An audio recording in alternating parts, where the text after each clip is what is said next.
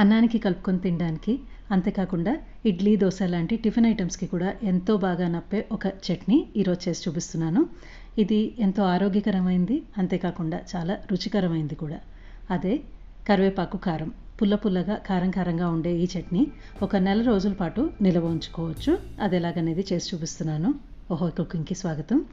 దీనికోసం నేను ధారాళంగా కరివేపాకు తీసుకున్నాను. శుభ్రంగా కడిగి ఆరబెట్టుకున్నాను. తడి లేకుండా ఒక కాటన్ వస్త్రం పైన ఆరబెట్టుకున్నాను. 2 చేతుల నిండా వచ్చింది, దోసెళ్ళ నిండా వచ్చింది ఆకు. మీకు అందాజుకి ఎంత అనేది చూపించడానికి చెప్తున్నాను.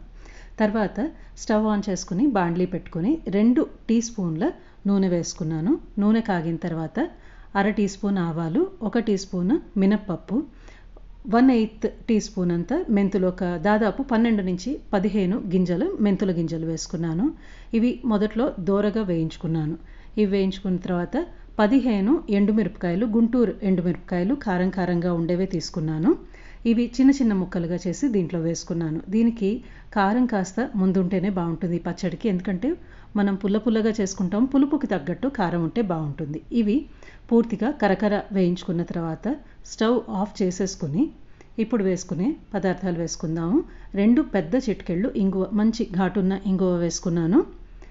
1/4 టీ స్పూన్ పసుపు. మనకి ఇవి ఆల్రెడీ పదార్థాలు వేడిగా ఉన్నాయి కాబట్టి ఈ వేడికి ఆ పొడి వేగిపోతుంది. స్టవ్ ఆన్లో పెట్టుకోకపోయినా సరిపోతుంది. అన్నీ బయటకు తీసేసుకుని అవి రూమ్ టెంపరేచర్కి రానియాలి.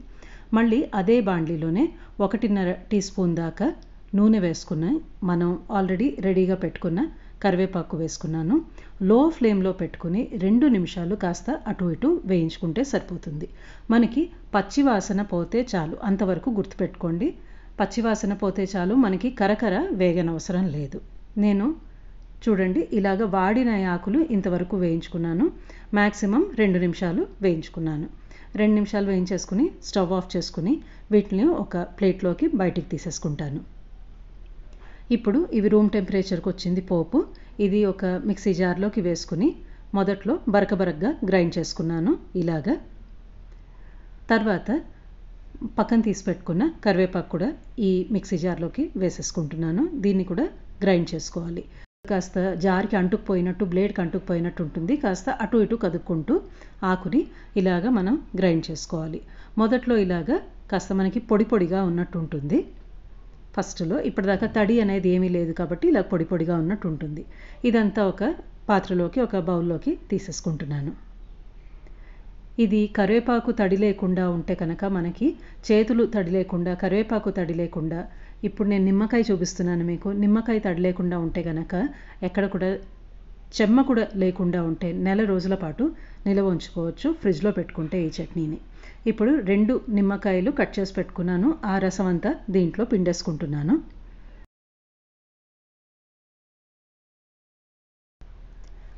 తర్వాత మొత్తానికి సరిపడా ఉప్పు వేసుకోవాలి. ఇప్పటిదాకా ఉప్పు వేయలేదు. ఇప్పుడు మనకి కరెక్ట్గా ఎంత ఉప్పు వేయాలి అనేది తెలుస్తుంది. పులుపుకి, కారానికి తగ్గట్టు ఉప్పు వేసుకుని ఇది మొత్తం కలిపేసుకుంటే మనకి కరివేపాకు కారం అనేది రెడీ అయిపోయినట్టే. ఇలాగ నేను ఒక ముద్ద వచ్చేట్టు తయారు చేసుకున్నాను. ఇది బాగా పుల్ల పుల్లగా, కారం కారంగా ఉంది. ఇలాగా ఒక ముద్దలాగా వద్దు, మాకు ఇంకా కాస్త పలచపలచగా కావాలి అనుకునే వాళ్ళు ఇంకాస్త నిమ్మకాయ రసం పిండుకోవచ్చు. బాగా పుల్లగా ఉంటుంది అప్పుడు.